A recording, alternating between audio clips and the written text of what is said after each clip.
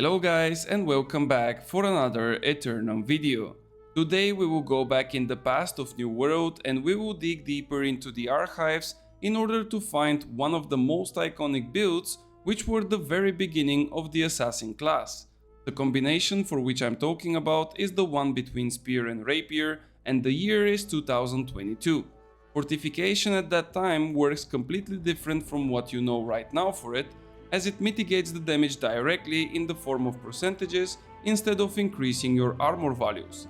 Every light build at that time was a king, but of course, as we all know, there can be only one true king, and that was the Spear and Rapier. It was complete nightmare for every living creature in Eternum.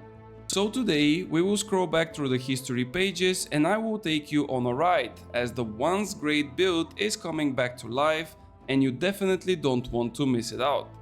Before going over the details of the build, I just want to quickly remind you that subscribing to the channel is free and at the same time it helps me and our lovely community to grow.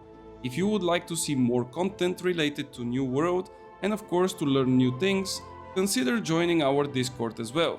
To all the ones who are already doing their part in that journey, I can only say one big thank you. Now let's go back on today's topic, which as I've mentioned already will be the Spear and Rapier build in Light Equip Load for Season 9. Many of you probably know that Light Assassin is powerful and can eliminate a target in just a couple of hits, but at the same time all those assassins are quite weak when it comes to survivability.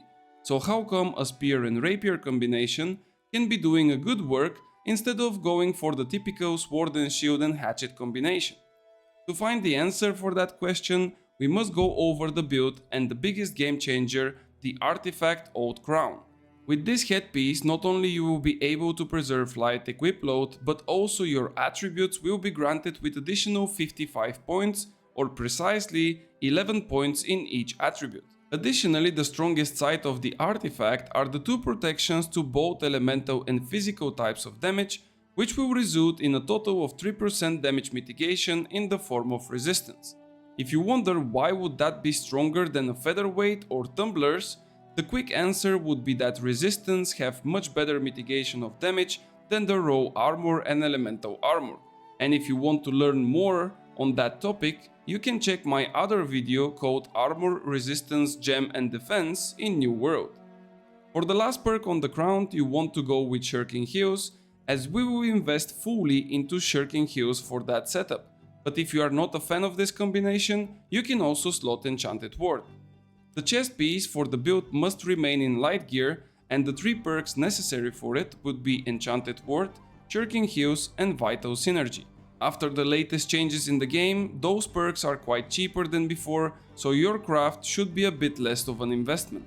On your gloves you want to benefit the most from Enchanted Ward, Shirking Heals and Leeching Cyclone, while on your boots you want to get Enfeebling Skewer with Enchanted Ward and Shirking Heals. Last but also quite important is to have medium pants, which will keep you in light equip load but also will provide the maximum possible defense, and for the 3 perks on your pants you want to have Enchanted Ward, Shirking Heals and Shirking Energy. On all my pieces of armor I prefer to go with clean opals for a total of 12.5% elemental protection, as no rune glass will be quite useful compared to the mitigation of damage that you're gonna get.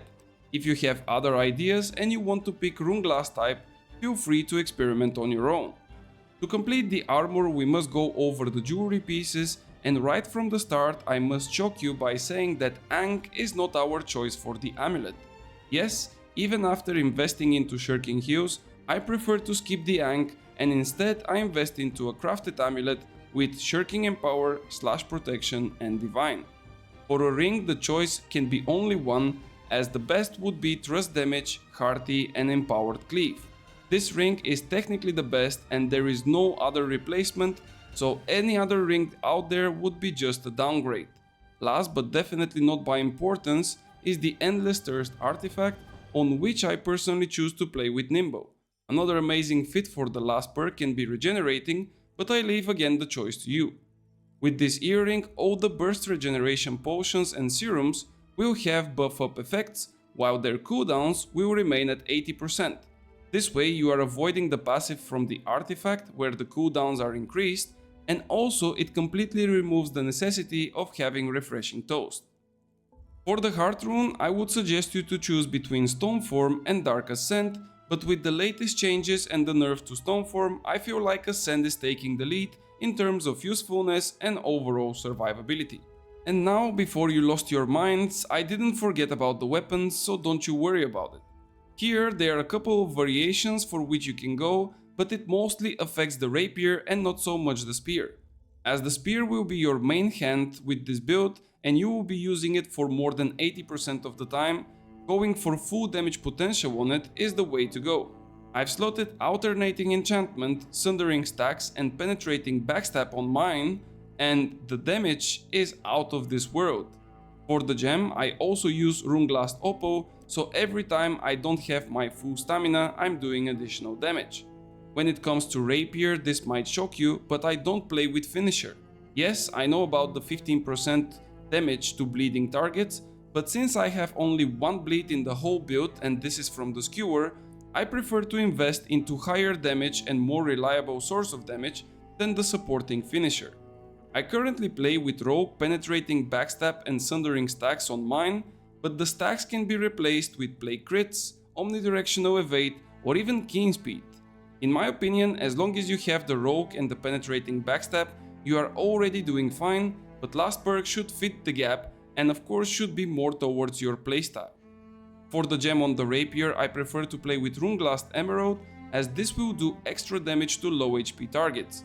Oppo in my opinion is not a good choice, as for the most part you will have close to maximum if not already maximum stamina. The skill trees for both weapons are quite simple. Starting with the spear, I invest into Cyclone with the passive for stamina, as well as some other passives on the left side. From the right side I go for Skewer and Perforate, and of course surrounding passives to complete the setup for maximum damage potential and sustain with stamina. For the rapier I use the Flourish and Finish, but I don't invest fully into it as I don't use any of the bleeds. For the right side my choices are Fletch and Evade, and of course the surrounding passives for additional bonuses such as movement speed, stamina and extra damage. The attribute split for the build is also quite strict, and unfortunately you only have 4 points to spare, meaning that you need to have almost everything at 725 gear score. Ideally you want to have 104 strength, 350 dexterity, 50 intelligence, 16 focus and 200 constitution. If for some reason you cannot reach that split, I would suggest you to drop the points from the intelligence in order to fill the other attributes, as they are more necessary.